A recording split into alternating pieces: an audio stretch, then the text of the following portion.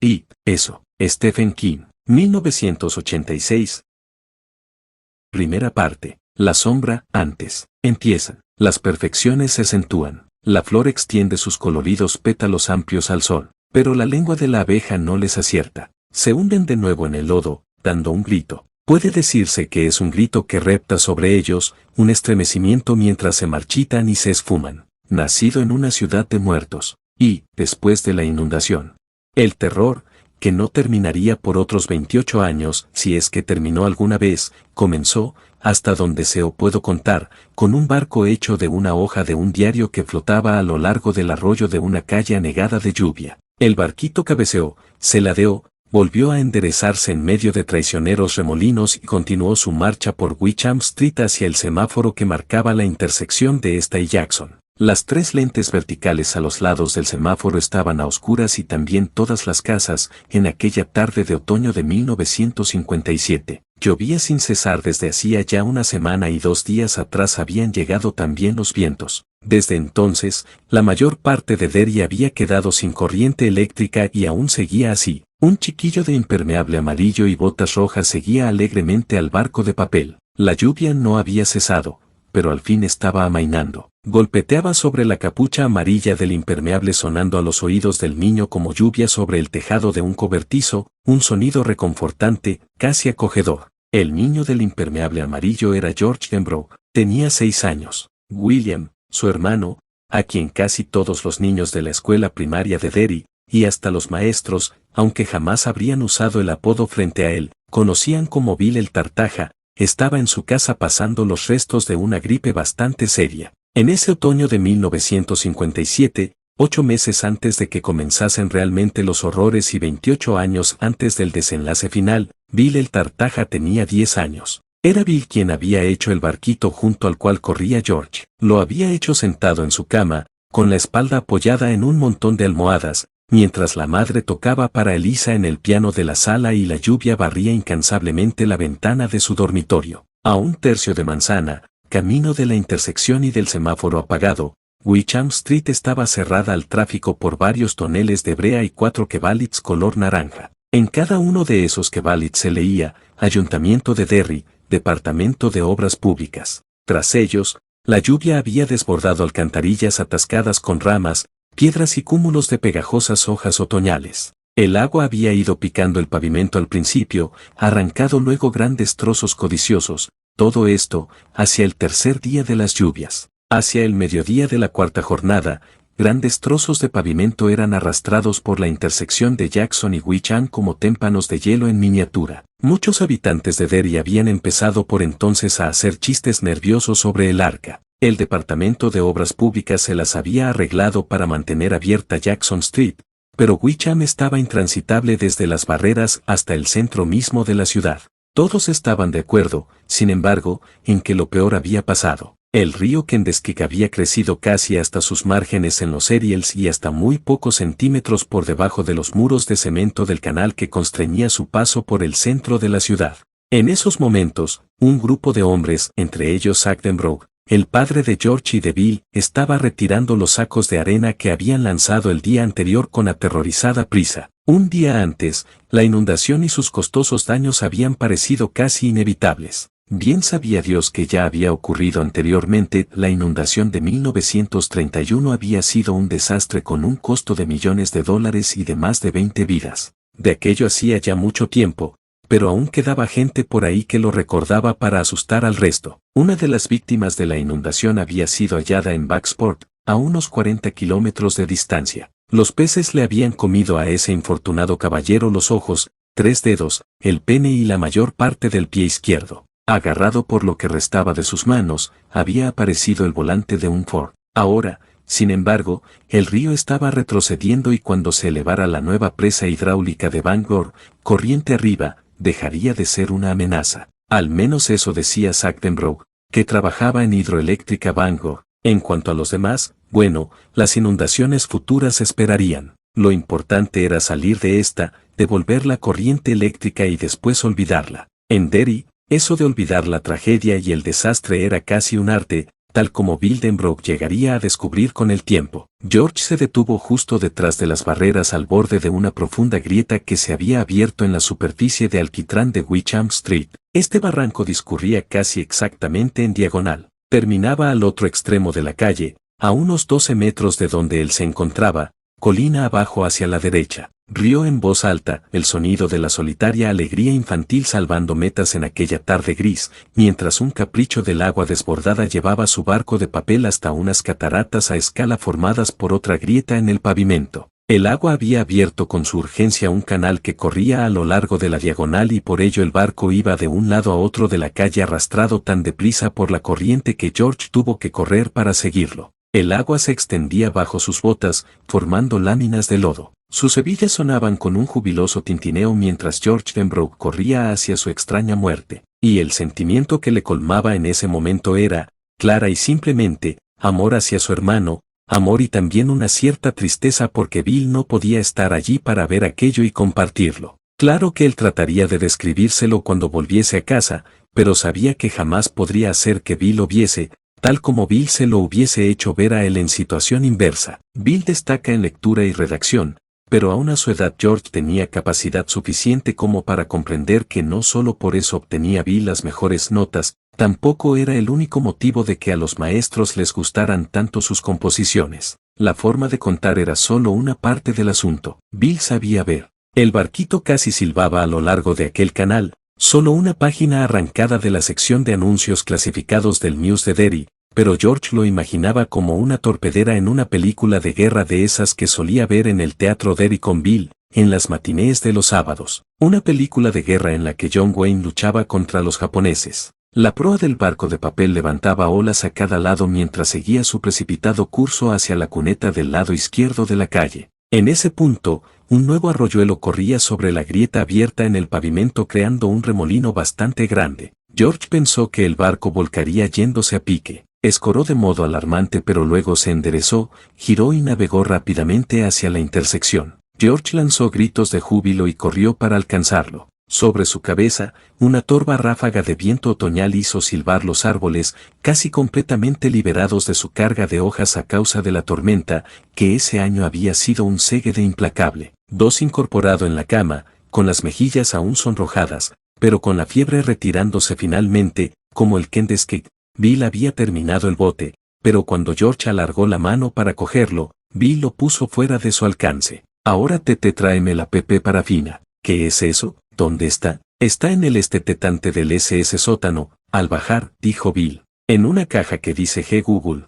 Tráeme eso, junto con un cuchillo y un CC cuenco, y una CC caja de F fósforos. George había ido, obediente, en busca de esas cosas. Oyó que su madre seguía tocando el piano, pero ya no era para Elisa, sino algo que no le gustaba tanto, algo que sonaba seco y alborotado. Oyó la lluvia azotando las ventanas de la cocina. Ese sonido era reconfortante, pero no así la idea de bajar al sótano. No le gustaba el sótano ni le gustaba bajar por sus escaleras porque siempre imaginaba que allí abajo, en la oscuridad, había algo. Era una tontería, por supuesto, lo decía su padre, lo decía su madre, y, lo que era aún más importante, lo decía Bill, pero aún así, no le gustaba siquiera abrir la puerta para encender la luz, porque siempre tenía la idea, era algo tan exquisitamente estúpido que no se atrevía a contárselo a nadie, de que, mientras estuviera tanteando en busca del interruptor, una garra espantosa se posaría ligeramente sobre su muñeca, y lo arrebataría hacia esa oscuridad que olía a sucio, a humedad y a hortalizas podridas. ¡Qué estupidez! No existían monstruos con garras peludas y llenos de furia asesina. De vez en cuando, alguien se volvía loco y mataba a mucha gente. A veces, Chetutley contaba cosas de esas en el informativo de la noche, y también estaban los comunistas, por supuesto, pero ningún monstruo horripilante vivía allí abajo, en el sótano. No obstante, la idea persistía. En aquellos momentos interminables, mientras buscaba a tientas la llave de la luz con la mano derecha, el brazo izquierdo enroscado con fuerza a la jamba de la puerta, ese olor a sótano parecía intensificarse hasta llenar el mundo entero. Los olores a sucio, a humedad y a hortalizas podridas se mezclaban en un olor inconfundible e ineludible, el olor del monstruo, la apoteosis de todos los monstruos. Era el olor de algo que él no sabía nombrar, el olor de eso, uno, agazapado, acechando y listo para saltar. Una criatura capaz de comer cualquier cosa, pero especialmente hambrienta de carne de niño. Esa mañana, había abierto la puerta para tantear interminablemente en busca del interruptor, sujetando el marco de la puerta con la fuerza de siempre, los ojos apretados, la punta de la lengua asomando por la comisura de los labios como una raicilla agonizante buscando agua en un sitio de sequía. Gracioso, claro, ¿qué te apuestas? Mira Georgie, Georgie le tiene miedo a la oscuridad, vaya tonto. El sonido del piano llegaba desde lo que su padre llamaba sala de estar y su madre sala de visitas. Sonaba a música de otro mundo, lejana, como deben de sonar las conversaciones y risas de una playa abarrotada al nadador exhausto que lucha contra la corriente. Sus dedos encontraron el interruptor. Ah, lo accionaron, nada, no había luz. Hostia, la corriente eléctrica. George retiró el brazo como de un cesto lleno de serpientes. Retrocedió desde la puerta abierta, el corazón apresurado en el pecho. No había corriente, por supuesto, había olvidado que la corriente estaba cortada. Jolín, ¿y ahora qué? Decirle a Bill que no podía llevarle la caja de parafina porque no había luz y tenía miedo de que algo lo cogiese en las escaleras del sótano, algo que no era comunista ni un asesino loco, sino una criatura mucho peor que esas dos cosas. Algo que simplemente deslizaría una parte de su podrido ser entre los peldaños para cogerle por el tobillo, sería una pasada. Otros podrían reírse de esas fantasías, pero Bill no se reiría. Bill se pondría furioso. Bill diría, a ver si creces, Georgie. ¿Quieres este barquito o no? Como si le leyera el pensamiento, Bill gritó desde el dormitorio, ¿te has muerto allí abajo? Georgie. No, ya lo llevo. Bill, respondió George de inmediato. Se frotó los brazos para que desapareciese la delatora carne de gallina y la piel volviese a quedar lisa. Solo me he entretenido en tomar un poco de agua. Bueno, pues date prisa. Así que George bajó los 4 escalones que faltaban para llegar al estante del sótano, el corazón golpeando en su garganta como un martillo caliente, el vello de la nuca en posición de firmes, los ojos ardiendo, las manos heladas y la seguridad de que, en cualquier momento, la puerta del sótano se cerraría sola tapando la luz blanca que caía desde las ventanas de la cocina y entonces oiría a eso, algo peor que todos los comunistas y los asesinos del mundo, peor que los japoneses, peor que Attila el Uno, peor que los seres de 100 películas de terror. Eso, gruñendo profundamente, George oiría el gruñido en esos segundos demenciales antes de que eso se abalanzase sobre él y le despanzurrara las entrañas. A causa de la inundación, el hedor del sótano estaba ese día peor que nunca. La casa se había salvado por encontrarse en la parte alta de Wickham Street, cerca de la cima de la colina, pero abajo aún seguía el agua estancada que se había filtrado por los cimientos de piedra. El olor era terroso y desagradable, haciendo que solo apeteciesen las inhalaciones más superficiales. George examinó los chismes del estante tan rápidamente como pudo, latas viejas de betún kiwi y trapos para limpiar zapatos, una lámpara de queroseno rota, 2 botellas de limpiacristales Windex casi vacías, una vieja lata de cera Turtle. Por alguna razón, esa lata le impresionó y contempló la tortuga de la tapa con perplejidad hipnótica. La apartó luego hacia atrás, y allí estaba, por fin, una caja cuadrada con la inscripción Gulf. George arrancó de allí y corrió escaleras arriba tan rápido como pudo, dándose cuenta de repente de que llevaba por fuera los faldones de la camisa y de que esos faldones serían su perdición. La cosa del sótano le permitiría llegar casi hasta arriba y entonces le cogería por el faldón de la camisa y tiraría hacia atrás y alcanzó la cocina y cerró la puerta a su espalda. La puerta sonó como si la hubiese cerrado un golpe de viento. George se apoyó contra ella con los ojos cerrados, la frente y los brazos cubiertos de sudor, sosteniendo la caja de parafina apretada en una mano. El piano se había callado y la voz de su madre le llegó flotando. Georgie, ¿podrías golpear la puerta un poco más, la próxima vez? Tal vez podrías romper los platos del aparador si de verdad lo intentas. Disculpa, mamá, dijo él. Georgie, pedazo de inútil, llamó Bill, desde su dormitorio, con entonación grave para que la madre no le oyese. George rió bajito. El miedo había desaparecido, se había desprendido de él tan fácilmente como una pesadilla se desprende del hombre que despierta con la piel fría y el aliento agitado palpándose el cuerpo y mirando fijamente alrededor para asegurarse de que nada ha ocurrido en realidad y empezando enseguida a olvidarla. La mitad ha desaparecido ya cuando sus pies tocan el suelo, las 3/4 partes, cuando sale de la ducha y comienza a secarse con la toalla, y la totalidad cuando termina el desayuno, desaparecida por completo, hasta la próxima vez, cuando en el puño de la pesadilla todos los miedos volverán a recordarse. Esa tortuga, pensó George, acercándose al cajón donde se guardaban los fósforos. ¿Dónde he visto una tortuga así? Pero no le llegó ninguna respuesta y descartó la pregunta. Sacó una caja de fósforos del cajón, un cuchillo del escurridor, sosteniendo el filo estúpidamente lejos de su cuerpo, como le había enseñado su padre, y un pequeño bol del aparador. Volvió entonces al cuarto de Bill. «Eres un inepto, George», dijo Bill bastante cordialmente mientras apartaba las cosas de enfermo que había en su mesilla de noche, un vaso vacío, una jarra de agua, Kleenex, libros, un frasco de Vicks Vaporub, cuyo olor Bill asociaría toda su vida a pechos cremosos y narices tapadas. También estaba allí la vieja radio Philco, pero no emitía ni a Chopin ni a Bach, sino una canción de Little Richard, aunque muy bajito, tan bajito que Little Richard perdía toda su cruda y elemental potencia. La madre, que había estudiado piano en Juilliard, detestaba el rock and roll. Más que detestarlo, lo abominaba. «No soy ningún culo», dijo George, sentándose en el borde de la cama y poniendo en la mesa las cosas que había traído. «Sí que lo eres», dijo Bill. «No eres otra cosa que un inepto culo gordo, negro y asqueroso». George trató de imaginar a un chico que solo fuese un culo con piernas y comenzó a reírse. «Tienes un culo más grande que Augusta», dijo Bill, también riendo. «Tu culo es más grande que todo el estado», replicó George, lo que les hizo revolcarse de risa durante casi 2 minutos. Siguió una conversación en susurros, de las que tienen muy poco significado para quien no sea un niño pequeño, acusaciones sobre quién tenía el culo más grande, quién tenía el agujero más negro, etc. Finalmente, Bill soltó una de las palabras prohibidas, acusó a George de ser un culo gordo,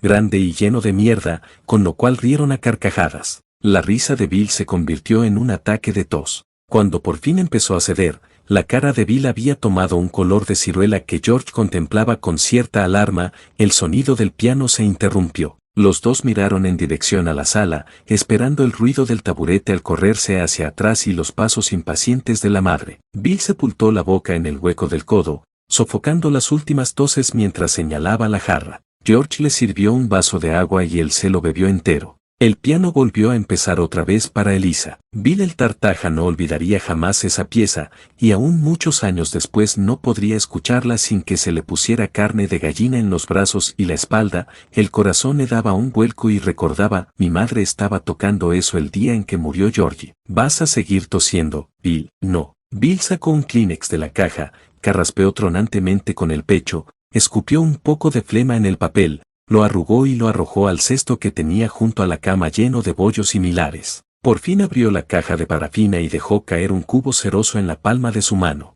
George lo observaba con atención, pero sin hablar ni hacer preguntas. A Bill no le gustaba que le hablase mientras hacía cosas, pero él sabía que si mantenía el pico cerrado, su hermano acabaría por explicar lo que estaba haciendo. Bill usó el cuchillo para cortar un trocito del cubo de parafina. Puso el pedazo en el cuenco, encendió una cerilla y la apoyó sobre la parafina. Los dos niños observaron la llamita amarilla, mientras el viento agonizante impulsaba la lluvia contra la ventana en golpeteos ocasionales. «Hay que impermeabilizar el barco para que no se hunda al mojarse», dijo Bill. Cuando estaba con George tartamudeaba poco, a veces nada en absoluto. En la escuela, en cambio, tartamudeaba tanto que hablar le resultaba imposible. Cesaba la comunicación y los maestros miraban hacia otra parte, mientras Bill se aferraba a los lados de su pupitre con la cara casi tan roja como el pelo y los ojos apretados hasta reducirse a ranuras, tratando de arrancarle alguna palabra a su terca garganta. A veces, casi siempre, la palabra surgía. Otras veces simplemente se negaba. A los 3 años había sido atropellado por un coche y arrojado contra la pared de un edificio. Había estado inconsciente durante 7 horas. Mamá decía que ese accidente le había provocado la tartamudez. A veces, George tenía la sensación de que el padre y el mismo Bill no estaba tan seguro. El trozo de parafina se había derretido casi completamente en el cuenco. La llama de la cerilla borboteó más baja poniéndose azul al abrazarse al trozo de cartón, entonces se apagó. Bill hundió el dedo en el líquido y lo sacó bruscamente con un leve silbido. Luego miró a George con una sonrisa que pedía disculpas. «Quema», dijo. Pocos segundos después, hundió otra vez el dedo y comenzó a untar de cera el barco de papel. El material se secó rápidamente formando una película lechosa. ¿puedo poner un poco?, preguntó George. Bueno, pero no manches las mantas si no quieres que mamá te mate. George hundió un dedo en la parafina, que aún estaba muy caliente pero ya no quemaba, y comenzó a untar el otro lado del barco. No pongas tanto, culo sucio, dijo Bill.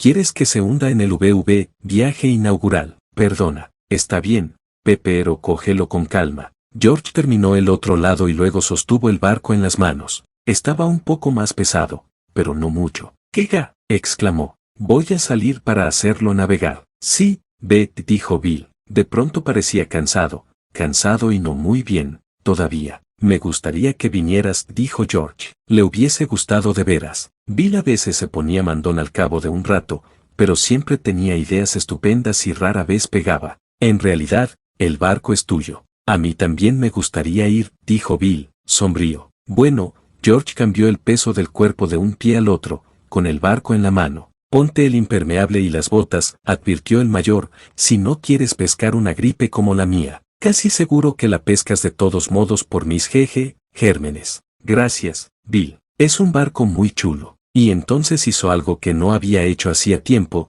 algo que Bill jamás olvidaría. Se inclinó para besar a su hermano en la mejilla. «Ahora sí que la vas a pescar, culo sucio», dijo Bill, pero de cualquier modo parecía más animado. Sonrió. «Y guarda estas cosas. Si no, a mamá le dará un ataque». «Sí, ya voy». George recogió el equipo para impermeabilizar y cruzó la habitación con el bote precariamente encaramado a la caja de parafina, que iba medio torcida dentro del bol. George. George se volvió para mirar a su hermano. «Ten cuidado, seguro». Arrugó un poco el ceño. Eso era algo que decían las madres, no los hermanos mayores. Resultaba tan extraño como haberle dado un beso a Bill. «Sí, claro», y salió. Bill jamás volvió a verlo. 3 y allí estaba, persiguiendo su barco de papel por el lado izquierdo de Wickham Street. Corría deprisa, pero el agua le ganaba y el barquito estaba sacando ventaja. Oyó un rugido profundo y vio como 50 metros más adelante, colina abajo, el agua de la cuneta se precipitaba dentro de una boca de tormenta que aún continuaba abierta. Era un largo semicírculo oscuro abierto en el bordillo de la acera y mientras George miraba,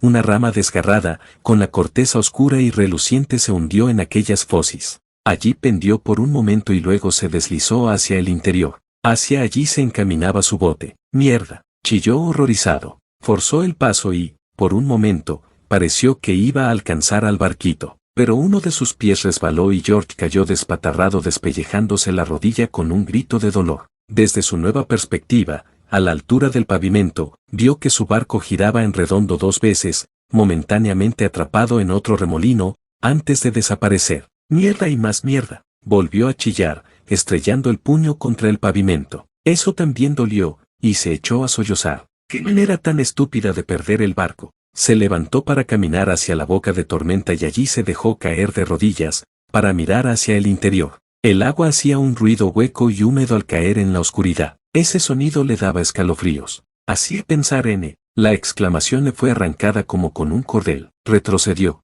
Allí adentro había unos ojos amarillos. Ese tipo de ojos que él siempre imaginaba, sin verlos nunca, en la oscuridad del sótano. «Es un animal», pensó, incoherente, «eso es todo, un animal. A lo mejor un gato que quedó atrapado». De todos modos, estaba por echar a correr. Habría corrido 1 o 2 segundos, cuando su tablero mental se hubiera hecho cargo del espanto que le produjeron esos 2 ojos amarillos y brillantes. Sintió la áspera superficie del pavimento bajo los dedos y la fina lámina de agua fría que corría alrededor. Se vio a sí mismo levantándose y retrocediendo. Y fue entonces cuando una voz perfectamente razonable y bastante simpática, le habló desde dentro de la boca de tormenta. «Hola, George», dijo. George parpadeó y volvió a mirar. Apenas podía dar crédito a lo que veía, era como algo sacado de un cuento o de una película donde uno sabe que los animales hablan y bailan. Si hubiera tenido 10 años más, no habría creído en lo que estaba viendo, pero no tenía 16 años, sino 6. En la boca de tormenta había un payaso. La luz distaba de ser buena, pero bastó para que George Denbrough estuviese seguro de lo que veía. Era un payaso, como en el circo o en la tele. Parecía una mezcla de Bozo y Clarabel, el que hablaba haciendo sonar su bocina en Howdy Doody, los sábados por la mañana. Buffalo Bob era el único que entendía a Clarabel, y eso siempre hacía reír a George. La cara del payaso metido en la boca de Tormenta era blanca, tenía cómicos mechens de pelo rojo a cada lado de la calva y una gran sonrisa de payaso pintada alrededor de la boca. Si George hubiese vivido años después, habría pensado en Ronald McDonald antes que en Bozo o en Clarabel. El payaso tenía en una mano un manojo de globos de todos los colores, como tentadora fruta madura. En la otra, el barquito de papel de George. ¿Quieres tu barquito, Georgie? El payaso sonreía. George también sonrió. No podía evitarlo. Aquella sonrisa era del tipo que uno devuelve sin querer. Por supuesto.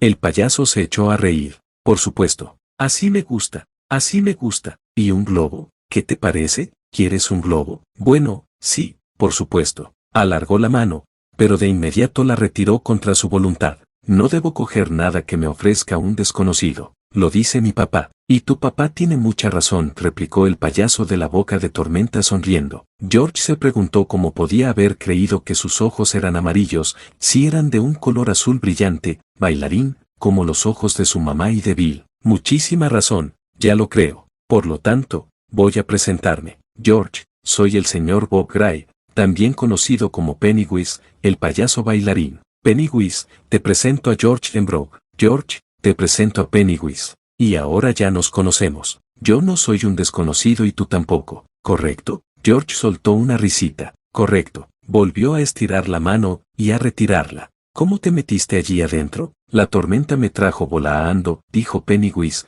el payaso bailarín. Se llevó todo el circo. ¿No sientes olor a circo, George? George se inclinó hacia adelante. De pronto olía a cacahuetes tostados, y vinagre blanco, del que se ponen las patatas fritas por un agujero de la tapa, y olía a algodón de azúcar, a buñuelos, y también, leve, pero poderosamente, a estiércol de animales salvajes. Olía el aroma regocijante del aserrín, y sin embargo, bajo todo eso olía a inundación, a hojas deshechas y a oscuras sombras en bocas de tormenta. Era un olor húmedo y pútrido, el olor del sótano, pero los otros olores eran más fuertes. Claro que lo huelo, dijo. ¿Quieres tu barquito, George? Preguntó Pennywise. Te lo pregunto otra vez porque no pareces desearlo mucho, y lo mostró en alto, sonriendo. Llevaba un traje de seda abolsado con grandes botones color naranja. Una corbata brillante, de color azul eléctrico, se le derramaba por la pechera. En las manos llevaba grandes guantes blancos, como Mickey y Donald. Sí, claro, dijo George, mirando dentro de la boca de Tormenta. ¿Y un globo? Los tengo rojos, verdes, amarillos, azules. ¿Flotan? ¿Qué si flotan? La sonrisa del payaso se acentuó. Oh, sí, claro que sí. Flotan. También tengo algodón de azúcar. George estiró la mano. El payaso le sujetó el brazo. Y entonces George vio cómo la cara del payaso cambiaba. Lo que vio entonces fue tan terrible que lo peor que había imaginado sobre la cosa del sótano parecía un dulce sueño. Lo que vio destruyó su cordura de un zarpazo. Flotan, croó la cosa de la alcantarilla con una voz que reía como entre coágulos. Sujetaba el brazo de George con su puño grueso y aguzanado. Tiró de él hacia esa horrible oscuridad por donde el agua corría y rugía y aullaba llevando hacia el mar los desechos de la tormenta. George estiró el cuello para apartarse de esa negrura definitiva y empezó a gritar hacia la lluvia, a gritar como un loco hacia el gris cielo otoñal que se curvaba sobre Derry aquel día de otoño de 1957. Sus gritos eran agudos y penetrantes y a lo largo de toda la calle, la gente se asomó a las ventanas o se lanzó a los porches. Flotan, gruñó la cosa. Flotan, Georgie. Y cuando estés aquí abajo, conmigo, tú también flotarás. El hombro de George se clavó contra el cemento del bordillo. Dave Gardner, que ese día no había ido a trabajar al Soe Boat debido a la inundación, vio solo a un niño de impermeable amarillo, un niño que gritaba y se retorcía en el arroyo mientras el agua lodosa le corría sobre la cara haciendo que sus alaridos sonaran burbujeantes. Aquí abajo todo flota, susurró esa voz podrida, riendo, y de pronto sonó un desgarro y hubo un destello de agonía y George Denbrough ya no supo más. Dave Gardner fue el primero en llegar. Aunque llegó solo 45 segundos después del primer grito, George Denbrough ya había muerto. Gardner lo agarró por el impermeable, tiró de él hasta sacarlo a la calle, y al girar en sus manos el cuerpo de George, también él empezó a gritar. El lado izquierdo del impermeable del niño estaba de un rojo intenso. La sangre fluía hacia la alcantarilla desde el agujero donde había estado el brazo izquierdo. Un trozo de hueso, horriblemente brillante, asomaba por la tela rota. Los ojos del niño miraban fijamente el cielo gris y mientras Dave retrocedía a tropezones hacia los otros que ya corrían por la calle, empezaron a llenarse de lluvia. 4. En alguna parte de allá abajo, dentro de la boca de tormenta, que ya estaba casi colmada por el agua, no podía haber nadie allí dentro, habría de exclamar más tarde el comisario del condado ante un periodista del News de Derry con una furia frustrada tan grande que era casi un tormento. El mismo Hércules habría sido barrido por esa corriente brutal. El barquito de George siguió su veloz marcha por aquellas cámaras tenebrosas y por los largos corredores de cemento rugían y repicaban con el agua. Por un tiempo corrió paralelo a un pollo muerto que flotaba con sus amarillentas patas de reptil apuntadas hacia el techo chorreante. Luego, en alguna confluencia al este de la ciudad, el pollo fue arrastrado hacia la izquierda mientras el barquito de George seguía en línea recta. Una hora después, mientras a la madre de George le administraban una dosis de sedantes en la sala de guardia del hospital y mientras Bill el tartaja, aturdido, pálido y silencioso en su cama, escuchaba los ásperos sollozos de su padre en la sala donde la madre había estado tocando para Elisa, el barquito salió por un tubo de cemento como una bala por la boca de un revólver y navegó a toda velocidad por una zanja hasta un arroyo anónimo. Cuando se incorporó al hirviente y henchido río Penobscot, 20 minutos después, en el cielo empezaban a asomar los primeros claros de azul. La tormenta había pasado. El barquito se tambaleaba y se sumergía y a veces se llenaba de agua, pero no se hundió. Los dos hermanos lo habían impermeabilizado bien. No sé dónde acabó por naufragar, si alguna vez lo hizo. Tal vez llegó al mar y allí navega eternamente como los barcos mágicos de los cuentos. Solo sé que aún estaba a flote y navegando en el seno de la inundación cuando franqueó los límites de Derry, Men. Y allí sale de esta historia para siempre.